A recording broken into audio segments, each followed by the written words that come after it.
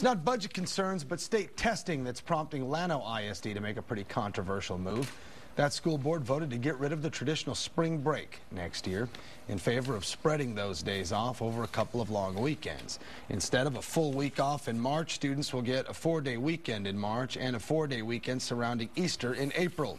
School leaders say they needed a better calendar structure to prepare students with more state-mandated testing days.